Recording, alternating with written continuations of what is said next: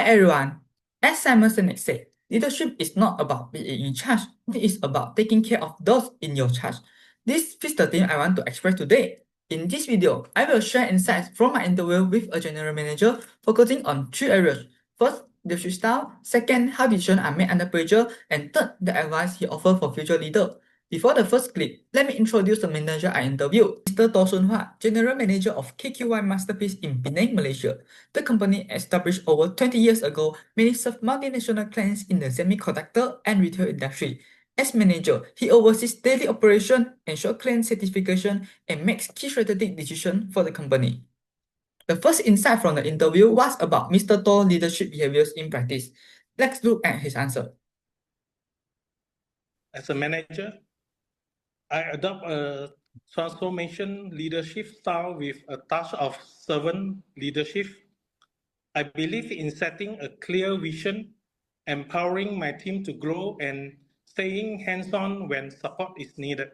Balancing work and relationship is a top priority with clearly defined goals and responsibility, with actively listening to the team feedback and addressing challenges. So our team will engage in team building to build good relationships with each other. So, as shown in the PPT, transformational leadership is a process of engendering high motivation and commitment, creating feelings of justice and trust. Let's imagine a situation. A manager only tells you to do a task. Compare a manager who guided you to do the task, share with you how the project can help to reach your expectation and motivate you to do together. The later employees are more willing to work overtime, leading to better results. For example, Steve Jobs, he doesn't tell his employee that they are making mobile phones, but saying, "We are here to put a dent in the universe," fully shows us how visionary inspiration make the employee feel valued. Plus, Steve Jobs has extremely high standard for innovation. His personal charisma and unwavering conviction attract employees, which show his idealized influence. Move on to the next part. I would like to say servant leadership is a people-oriented style. Managers will put people first and empower people through honesty and trust, as they believe employee growth naturally leads to organizational success. To conclude, while transformational leadership inspires innovation, servant leadership builds long-term trust. Next, Mr. Toh's leadership style also reflects behavioral theories, which emphasize the balance between task orientation and people orientation. Setting clear goals and responsibilities align with the behavioral approach that effective leaders adopt behavior to achieve both performance results and strong relationships. Now that we have seen how he leads his team, let's turn to how he makes decisions under pressure. My job, I often face with high pressure decisions, such as unforeseen breakdown or sudden absence during peak production periods. I usually follow a structured process. First, clarify the problems. Number two, gather information that will influence the outcome. Number three, evaluate options. Number four, choose the option that best balance logic and practicality. Number five, take actions. Number six, review the result to improve future decision making. We also run a machine analysis report that apply AI method to learn from case study and make decisions based on experience. So, the manager has an information processing nerve center, making their decision based on planning, organizing, leading, controlling. So, what process do they often face? As Mr. Toh mentioned in his answer, he often faces high pressure problems but advised me on his structured decision-making process. These 6 steps show his systematic and data-driven process, while still relying on experience under pressure.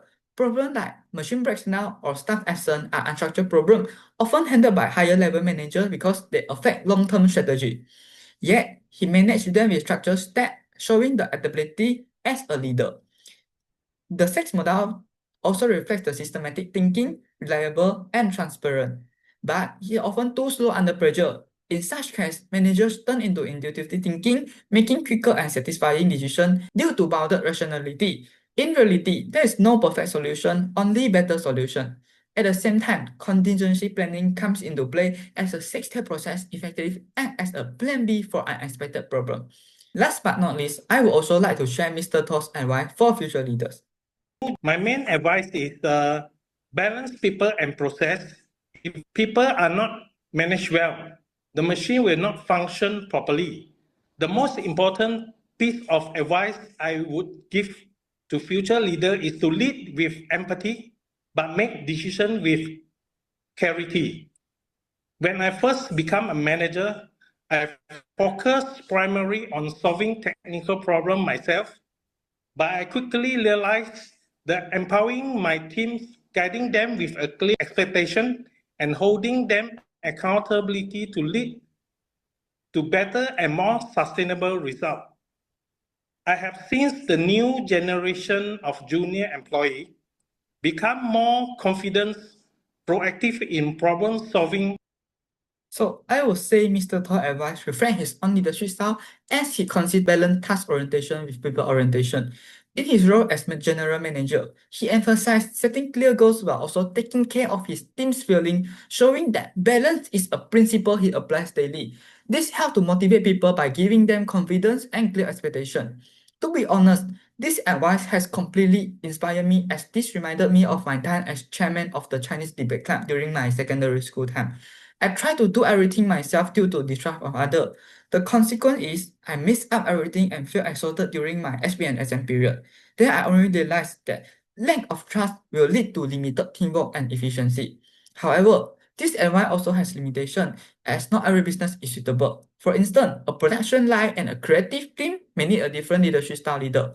Plus, my experience also shows me that under high pressure, balancing people is difficult and requires strong communication skill. Today, I am still learning to balance better and make sure my teams feel supported.